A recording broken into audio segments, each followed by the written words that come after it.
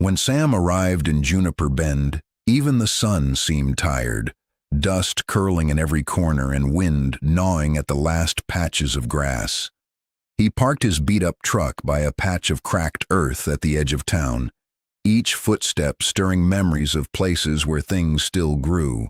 The old-timers eyed him with the same suspicion reserved for stray dogs and lost dreams. While most folks in Juniper Bend prayed for rain or a lucky break, Sam surprised them all by staking a sign in his front yard that read, "Future Flower Garden, watch this space." The town's laughter rolled down the street, mixing with tumbleweeds and half-buried hopes. No one had managed to grow more than sagebrush in that soil for decades. Mothers shook their heads, shopkeepers grinned, and idle bets passed hands before the first seed even touched the ground. Yet behind Sam's quiet smile was something the desert couldn't parch, a belief, stubborn as a cactus root, that even dust could bloom if someone loved it enough to try. Within days, Sam became Juniper Bend's favorite topic at the coffee counter in the feed store. "Did you see that fella out there with his garden hose? He'll be watering sand till the sky turns green," joked old Benny, remembering his own dashed hopes from years past. Across the road, Mrs. Tucker shared stories of a neighbor who once promised sunflowers and left town with nothing but empty pockets and a sunburn. Teenagers on their bikes circled Sam's lot, hollering jokes and daring each other to guess how long before he gave up. Each morning, Sam worked his patch with patience, coaxing out stubborn weeds and scattering wildflower seeds by hand, but the desert had its own will. Days passed, then weeks, with no green shoots piercing the cracked dirt. Stray cats wandered by and pawed at the earth, leaving behind scattered mounds and broken trust. As one hopeful attempt after another ended in failure, faces watching from behind curtains wore sly smiles of, "I told you so." In the diner, a running tally appeared on the chalkboard, rumors flying about what crazy scheme he'd try next or when he'd finally cut his losses.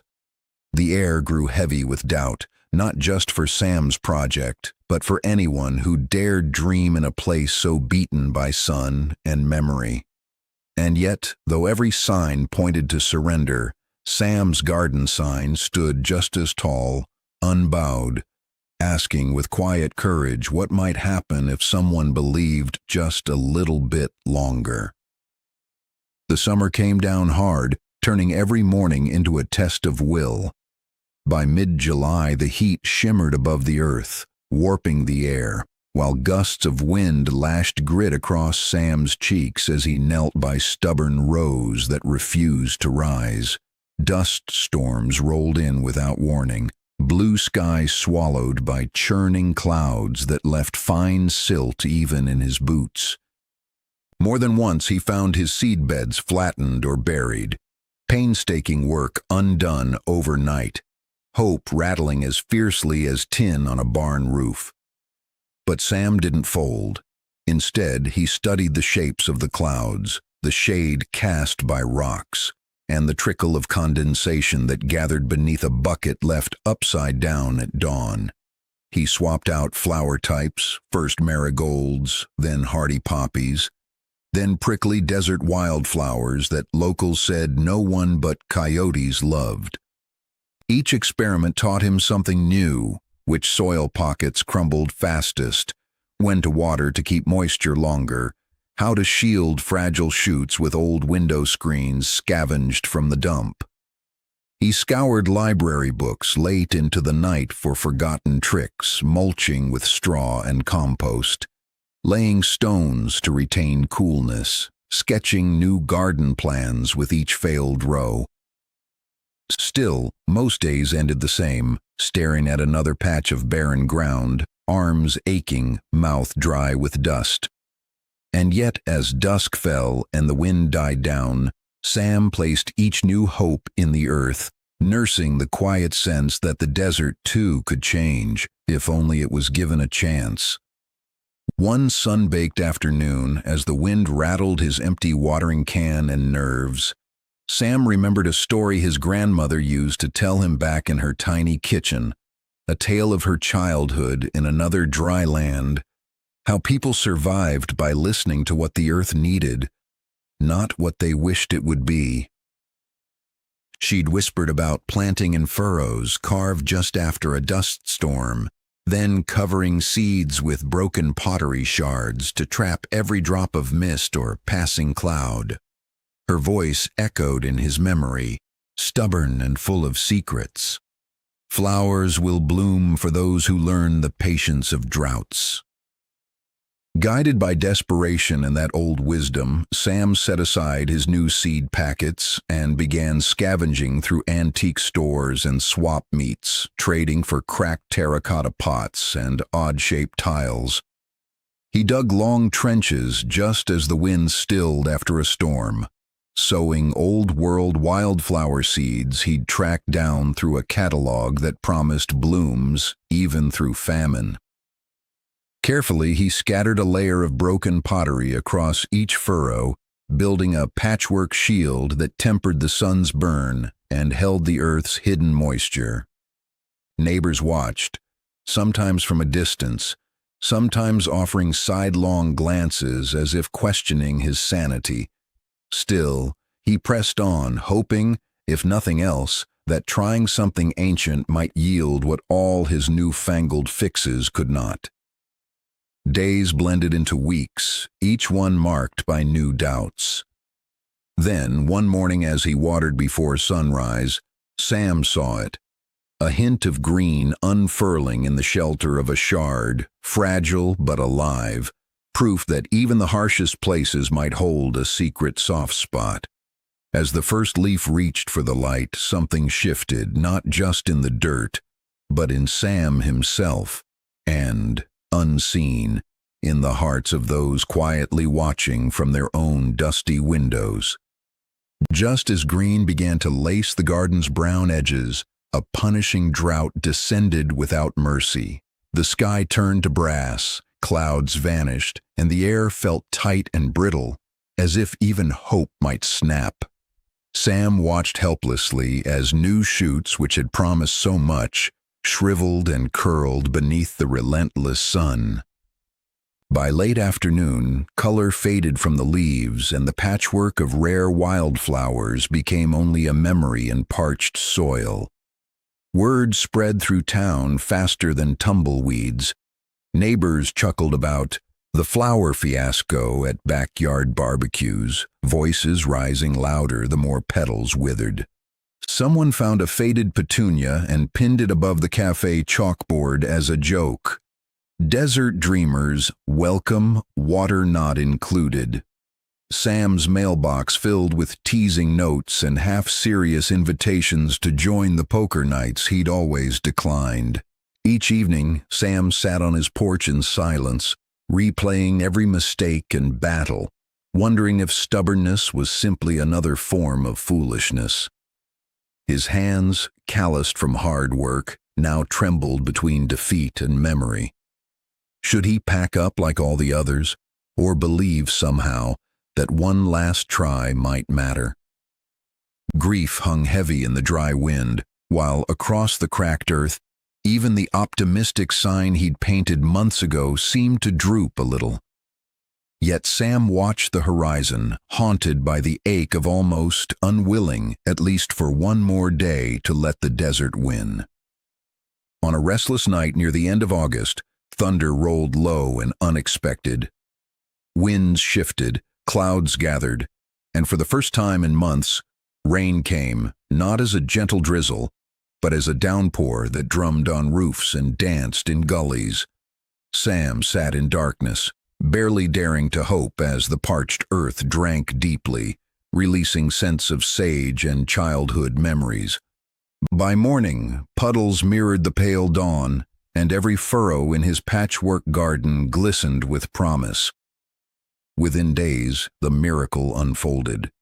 Seeds, long silent and hidden beneath pottery shards, surged up through the soil, unfurling a bold spectrum of wildflowers, golds, purples, scarlets, and blues, dazzling against a backdrop that had known only dust. Marigolds nodded, poppies stretched, and tough desert blossoms carpeted the yard, their petals almost luminous under a sky newly bright with clouds. News galloped through Juniper Bend faster than any rumor. At first it was whispers, then cars slowed, kids pressed faces to fence slats, and neighbors gathered slack-jawed beside Sam's gate. Old Benny, who'd mocked loudest, removed his cap in disbelief. Mrs. Tucker, once a doubter, brought her grandchildren to see the impossible. Even the teenagers who had taunted Sam now posed for photos among the blooms, laughter replaced with awe. Across town, windows opened and the smell of flowers drifted into homes unused to such sweetness. A sense of wonder rippled through Juniper Bend, uniting young and old in silent recognition that something extraordinary had taken root. And at the heart of it all stood Sam, humble, tired but smiling, knowing finally that his stubborn faith had awakened more than just the desert. The days that followed were filled with a kind of joy Juniper Bend had long forgotten. Neighbors arrived early with cameras and sun hats, wandering the riot of color that now blanketed Sam's once barren lot. Word spread, drawing visitors from neighboring towns, some seeking hope, others only curious, but all leaving with their arms cradling handfuls of seeds plucked from Sam's flourishing beds. Bees and butterflies, unseen in such numbers for years, tumbled through the blossoms, restoring the whisper of life to gardens all over town. For the first time in memory, laughter and conversation carried long into the evening. Mothers mentioned dreams of planting window boxes again. Children promised to water whatever Sam gave them, and fathers asked advice on turning dusty patches into possibility.